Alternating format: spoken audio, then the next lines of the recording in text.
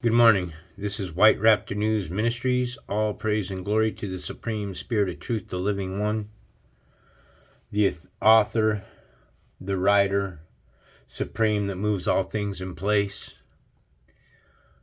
We're here at Ruth chapter 1. Naomi loses her husband and son.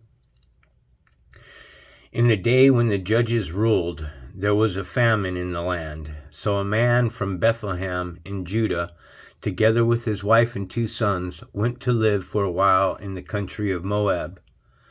The man's name was Elimelech. His wife's name was Naomi, and the names of his 2 sons were Mahlon and Chilion. They were Ephrathites from Bethlehem. Judah and they went to Moab and lived there. Now Elimelech, Naomi's husband, died, and she was left with her 2 sons. They married Moabite women, one named Orpah and the other Ruth. After they had lived there about 10 years, both Mahlon and Chilion also died, and Naomi was left without her 2 sons and her husband. When Naomi heard in Moab that the Lord had come to the aid of his people by providing food for them, she and her daughter-in-law prepared to return home from there. With her 2 daughter-in-laws, she left the place where she had been living and set out on the road that would take them back to the land of Judah. Then Naomi said to her 2 daughter-in-laws, "Go back, each of you, to your mother's home. May the Lord show you kindness as you have shown kindness to your dead husband and to me. May the Lord grant that each of you will find rest in the home of another husband." Then she kissed them goodbye, and they wept aloud and said to her, "We will be back with you to your people." But Naomi said, "Return home, my daughters. Why would you come with me? Am I going to have any more sons? Who could become your husbands? Return home, my daughters. I am too old to have another husband. Even if I thought there was still hope for me, even if I had a husband tonight and then gave birth to sons, would you wait until they grew up? Would you remain unmarried for them? No, my daughters. It is more bitter for me than for you, because the Lord's hand has turned against me." At this they wept aloud again. Then Orpah kissed her mother-in-law goodbye, but Ruth clung to her. "Look," said Naomi, "your sister-in-law is going back to her people and her gods. Go back with her." Questionable. Gods are going back to her gods. Go back with her. So it would appear that they are in some kind of worship of other gods. If she's telling them to go back to her people and her gods, that makes no sense, right? These are supposed to be righteous, upright, walking people. So if any of them are worshiping other gods, then they're not worshiping the supreme God, and then that's going to cause discord. But Ruth replied, "Don't urge me to leave you or to turn back from you. Where you go, I will go, and where you stay, I will stay. Your people will be my people, and your God my God. Where you die, I will die, and there I will be buried. May the Lord deal with me, be it ever so severely, if even death separates you and me." When Naomi realized that Ruth was determined to go with her, she stopped urging her. So the two women went on until they came to Bethlehem.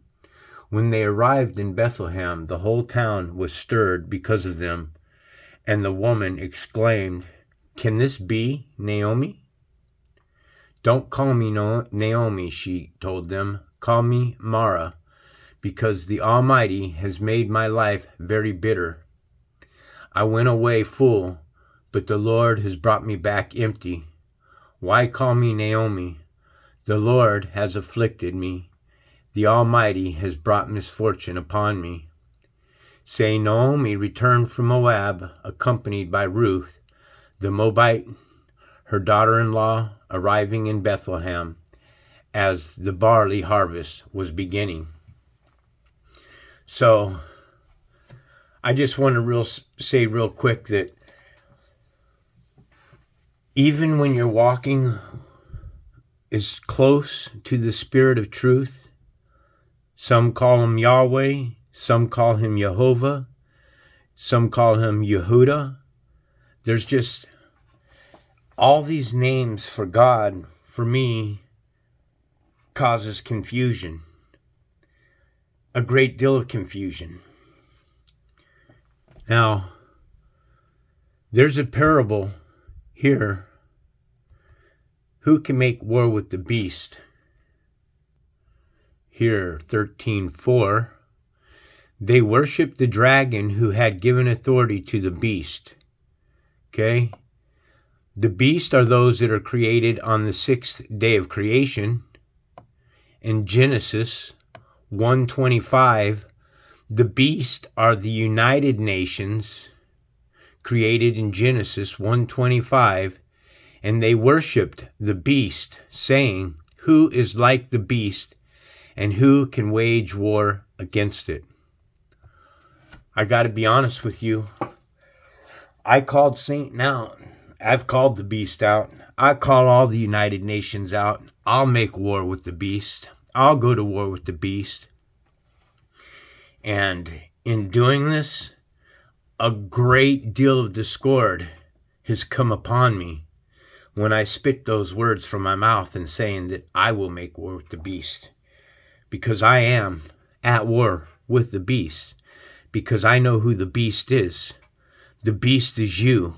The beast is me. The beast is everybody on this plane of existence that serves anything other than the supreme spirit of truth, the living God, the authority, the rider, the one that moves all things in place. I've alienated myself from a lot of people, especially my family. The last words of my mother spoken of me when she was dying in the hospital to my brother, and the message that was sent to me was that she didn't want me there at the hospital. That message was delivered to me, and it cut to the core. It caused a lot of bitterness with me. It caused me pain. It caused me grief. But if you're not in the truth, okay, if you're serving the beast, I've proved many times in my lessons that the beast is a system. It is a 666 system. It is a hexagon system.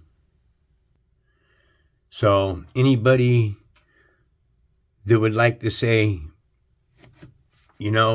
Raptor, keep up the work, keep plugging along. We understand your pain and your grief, but we support you and we love you. Because without those words coming or hearing that you're not loved for years now, or those that say they love you, but it's a false love, it's a manipulating love, it's a I love you today, but not tomorrow. You see, a man can grow bitter without love. A man can turn to war. A man can turn to death. A man can turn to killing when there's nothing to fight for. I almost feel like Job today. My family's all turned from me. For me simply trying to bring a message and teach them that we live in this system of 666.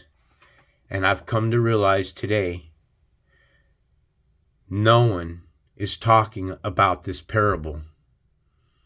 Not a single soul. They'll read the parable to you, but they have no clue what the parable is. Those that talk about 666, they give you this kind of information. Why is the mark of the beast the number 666? Why is that number associated with the Antichrist? The number 7 is the number for perfection, and there's only one that was perfect. So it's a constant reminder to the Antichrist that even on his there's only one that is perfect. You guys catch that?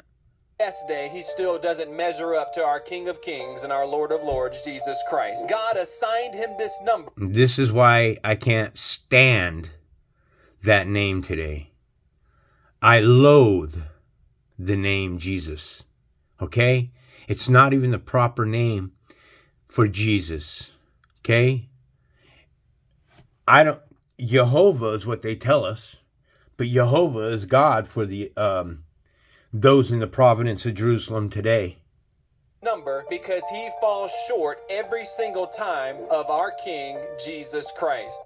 That is a full-blown lie. Okay, look, that is a dead man on a cross, and the cross represents death, and Jesus is the one that holds the keys to death in Hades.